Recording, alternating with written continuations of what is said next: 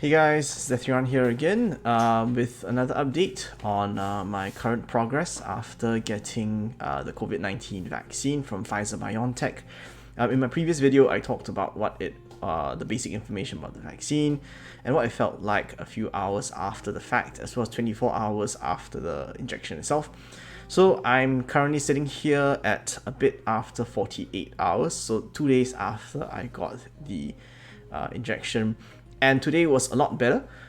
Yesterday, at the 24-hour mark, I reported having significant muscle discomfort and pain on my left deltoid, which is where I got the injection. And today, when I woke up in the morning, it was almost completely gone. I basically had almost no limitation of my range of motion for my left shoulder. Unlike the previous day, I can move it all the way up and down without much discomfort at all. I get just a bit of discomfort if I happen to compress on the injection site, and that pain is roughly about a 2 out of 10, but it's a lot better than it was yesterday. So I guess the second night's rest really did help a lot.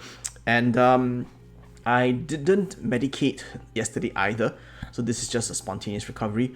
So I'm going to continue to monitor my symptoms, but I'm really glad that things have gotten so much better today, because I'm about to go back to work tomorrow, and I didn't really want this affecting me, especially when I had to start work.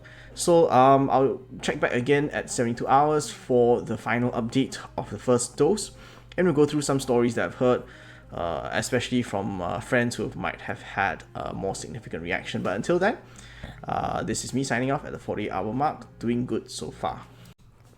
Hey guys, so this update is coming a bit later than expected, late enough that I got a haircut in between. Today is exactly 1 week out from the day that I got the vaccine, which was last Friday. I'm recording this on Friday, 29th of January. So the 72-hour update became a 1 week update instead. I went back to work, and the usual things that happened during the work week. And so it's only at the end of the work week that I actually have time to do this again. Of course, it didn't help that my son got sick during the course of the week, but he's on the road to recovery, and so here I am. So where I left off at 48 hours was that the arm pain was 2 out of 10. That was on Sunday, basically, and it had gotten a lot better as compared to 24 hours later. And after that, when I went back to work on Monday, which was 72 hours later, the pain had faded to a point where it was barely noticeable. On Monday itself, which was 72 hours after the injection, it was probably down to about 1 out of 10. And even then, most of the time when I did my daily activities, lifting my arm, or just brushing my teeth and all that, it didn't really, I didn't feel anything. It's only when I pressed directly over the injection site when I felt a slight twinge of pain, and that was at 72 hours. And after that, it just got better. So at 3 days out, it was very minimal. 4 days, and after, basically back to normal, no residual pain at all. And so overall, after 1 week, what happened, I only needed to take paracetamol, I think on day 1 and day 2. So 1 dose on day 1, 1 dose on day 2. And then after that, I was fine, and no other medications required for management of side effects from the COVID-19 vaccine.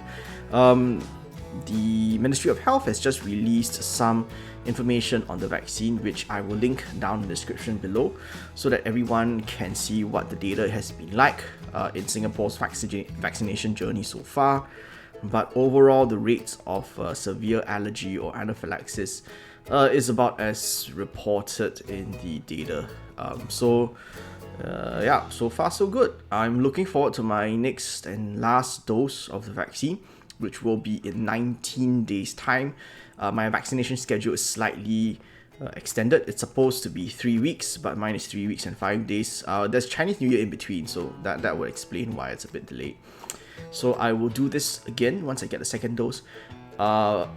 And I think the second dose is the one to watch out for, because the rate of side effects, especially systemic side effects, meaning side effects affecting your whole body, are a lot higher with the second dose. And I'm looking forward to it in the sense that I do want to be fully protected against COVID-19. At the same time, I'm not looking forward to the side effects. I mean, no rational human being would be. But I think it's a necessary step so that the healthcare workforce as a whole is protected against the scourge of COVID-19. Alright, so I'll catch you guys in about 3 weeks' time once I get my second dose with regards to the vaccine. And until then, stay safe everyone. The end is almost in sight. And if you have the chance to go for the vaccine, if you are suitable, if your medical condition enables you to, I obviously would suggest for you to get it done. Alright, so this is Ethrion, signing off.